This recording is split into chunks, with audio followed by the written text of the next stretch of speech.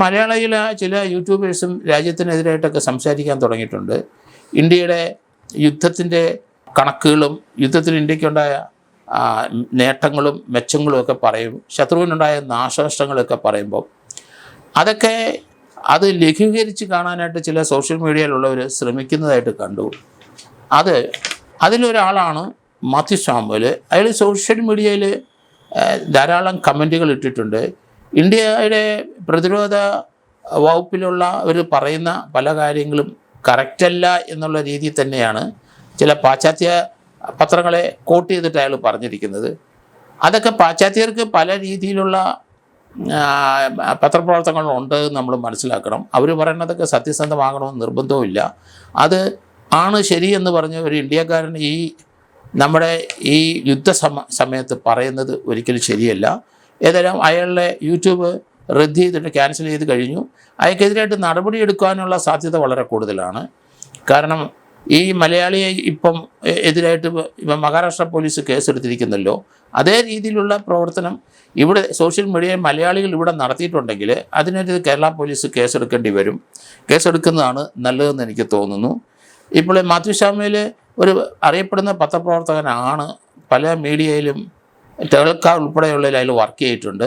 അപ്പോൾ അയാൾ പറയുന്നത് സത്യസന്ധമാണോ ഇല്ലയോ എന്നുള്ള കാര്യം നമ്മൾ അതേപ്പറ്റി അറിയില്ല. പക്ഷേ ഇന്ത്യയുടെ ഈ പ്രതിസന്ധി ഘട്ടത്തിൽ എന്ത് പ്രശ്നം ഉണ്ടായാലും ഇന്ത്യൻ ജനങ്ങൾ മുഴുവൻ ഇന്ത്യയുടെ ഒപ്പം നിൽക്കണം.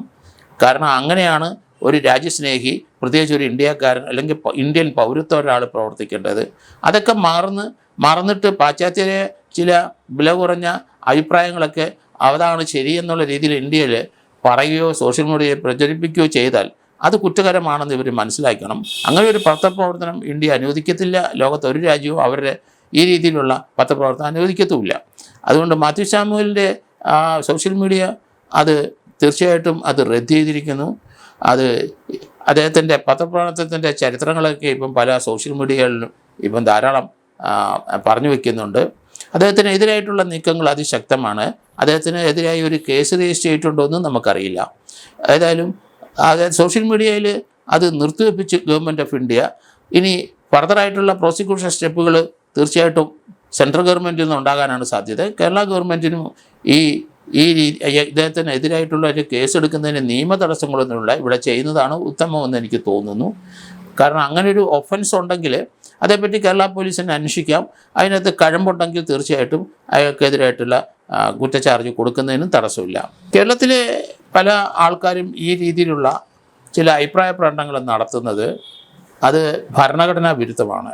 കോൺസ്റ്റിറ്റ്യൂഷൻ അനുസരിച്ച് നമുക്ക് അഭിപ്രായ സ്വാതന്ത്ര്യം ഉണ്ടെങ്കിലും രാജ്യദ്രോഹകരമായ രാജ്യത്തിനെതിരായിട്ടുള്ള ജൽപ്പനങ്ങളൊന്നും അത് വിലപ്പോവില്ല. അത് ഇന്ത്യക്കാരൻ ചെയ്യാൻ പാടില്ല, രാജ്യസ്നേഹികൾ ചെയ്യാൻ പാടില്ല. ഒരു പൗരൻ്റെ കടമയാണ് രാജ്യത്തിൻ്റെ പ്രതിസന്ധി ഘട്ടത്തിൽ രാജ്യത്തിൻ്റെ ഒപ്പം നിൽക്കാൻ. അഭിപ്രായ സ്വാതന്ത്ര്യങ്ങൾ എല്ലാവർക്കും ഉണ്ട്, പറയുകയും ചെയ്യാം. ഇന്ത്യൻ ഭരണഘടന അത് അനുവദിക്കുന്നുമുണ്ട്. പക്ഷേ രാജ്യത്തിനെതിരായ ഒരു അഭിപ്രായം പറച്ചിൽ അംഗീകരിക്കാൻ കഴിയില്ല. അത് രാജ്യദ്രോഹ പ്രവർത്തനം തന്നെയാണ്.